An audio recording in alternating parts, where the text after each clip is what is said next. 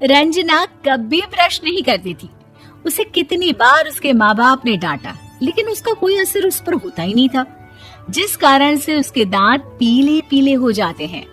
शादी के बाद अरे बहू, वैसे तो तुझ में कोई कमी नहीं है, पर तेरे दांत इतने पीले कैसे हैं बेटा? कैसे मतलब? कोई सर्जरी थोड़ी ना कराइए। वो तो क्या नाम, मैं ब्रश नहीं करती थी तो पीले हो गए। अब क्या करूं? आप कहे तो लाल करवा लूं या फिर काले? यार ये क्या है, क्यों माँ से लड़ रही हो? लड़ रही हूँ? अरे मैं लड़ रही हूँ या ये बोल रही है कि दांत पीले हैं, पीले? अरे तपस्या थोड़ी ना की है इन्हें पीले करने के लिए। बकायदा ब्रश नहीं किया है 20 साल तक, तब जाकर। छी, कैसी बात कर रही हो? ये उस वक्त तो पीले नहीं थे जब हम लोग तुम्हें देखने आए थे। अरे तब साफ करवा लिया होगा डेंटिस्ट के पास जाकर। अब देखो कैसे पीले पीले लग रहे हैं। रंजना सास की तरफ गुस्से से देखती है। फिर शुरू हो गई पीले पीले पीले। अरे पीले तो तब भी थे जब मेरे हाथ का रसगुल्ला उड़ा उड़ा कर खा रही थी और बोल रही थी, लड़की नहीं गुणों का खजाना दे रहे भाई साहब आप। खैर, अब वो लोग करते भी तो क्या करते, पीले दांत वाली बहू पल्ले पड़ी थी तो झेलना तो था ही। एक दिन कीर्तन में रंजना गाना गा रही थी। अरे कमला बहन, माँ का द्वार है, यहाँ तो सब शुद्ध होकर आते हैं, फिर अपनी बहू को ब्रश भी नहीं करवाती तुम। दूर से पीले पीले दांत भक्ति में बाधा उत्पन्न कर रहे हैं।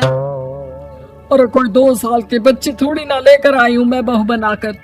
अच्छी खासी लड़की है, अरे कैसे करवाऊं ब्रश? ये तो उसे खुद करना चाहिए ना। अब माँ बाप तो इसके जैसे तैसे निपटा दिए, ये नहीं सोचा कि सास कैसे संभालेगी। सास बहू को लेकर घर आ जाती है, लेकिन सोच लेती है कि अब इसे लेकर कहीं नहीं जाएगी। अगले रोज बहू कहती है, अरे क्या हो गया, मंदिर नहीं जाना क्या? कीर्तन का वक्त हो रहा है। मेरी मधुर वाणी से कान्हा जी जागते हैं और सोते हैं। आप तो जानती है ना उनकी भक्ति में कितना मन लगता है मेरा। वो क्या है ना, तबीयत ठीक नहीं लग रही है मेरी, आराम करूंगी मैं। तबीयत ठीक नहीं लग रही? अभी तो मिथुन के गाने पर नाच रही थी आप, और अब बोल रही है कि तबीयत ठीक नहीं लग रही। अरे भक्ति में मन लगा लो सासू माँ, ऊपर जाना है, क्या मुंह दिखाओगी आप? हाँ? सास को बहू की बात पर गुस्सा आ जाता है। मैं क्या मुंह दिखाऊंगी, इसकी चिंता तो ना कर, समझी? अपने मुंह की चिंता कर, जो ये पीले पीले दांत लेकर हर जगह पहुंच जाती है। पता है लोग कितना मजाक बनाते हैं। ना जी ना, मैं नहीं जाना कहीं तेरे साथ। तो ये बात है। कोई ना, मत जाओ, मैं अपने कमरे में ही बैठकर भक्ति कर लूंगी। ऊपर वाला दांत थोड़ी ना देखता है, मन देखता है, भावना देखता है। और अरे बस बस, तू सब कुछ दिखा, बस ये सफेद चमकदार दांत ना दिखाना किसी को, है? जा यहाँ से। बहू को सास की बात का कोई फर्क नहीं पड़ता, वो तो जैसी थी वैसी ही रह जाती है। सुबह नहाकर किचन में खाना बनाना, फिर खाना खाना, कीर्तन भजन करना और सो जाना। एक दिन, माँ जी मैं सहेली के घर जा रही हूँ, शाम को लेट आऊंगी। हाँ हाँ तो जाना, मैंने कौन सा तेरी आरती करनी है घर पर बैठकर। रंजना सहेली के घर जाती है, जहाँ वो पार्टी में जाने की तैयारी कर रही होती है। अरे शिखा, कहाँ जाने की तैयारी कर रही है? मैं गलत वक्त पर आ गई क्या? अरे नहीं यार, उल्टा सही वक्त पर आई है। मैंने ये साड़ी और ज्वेलरी निकाली है यार, शाम को इनके ऑफिस की एक पार्टी में जाना है। बताना कैसा लग रहा है ये सब? नहीं यार, इस ड्रेस के साथ तो वो वाली ज्वेलरी अच्छी लगेगी। हाँ हाँ सही बोल रही है, मैंने ध्यान ही नहीं दिया। वैसे तो हमेशा से मस्त फैशन सेंस रखती है। तो बड़ा जाती होगी ना पति के साथ पार्टी में। रंजना कुछ नहीं बोलती, बस सोचती है कि यार काश ये बात सही हो जाती, पर मैं क्यों नहीं जाती पार्टी में? क्या इन लोगों की कोई पार्टी होती नहीं होगी? रंजना घर आती है और रात में पति से सवाल करती है, एक बात बताइए, आप मुझे किसी पार्टी में क्यों नहीं ले जाते? क्या आपके यहाँ ऑफिस में पार्टी नहीं होती? पति बेचारा क्या कहता कि दांत पीले हैं तुम्हारे इसलिए।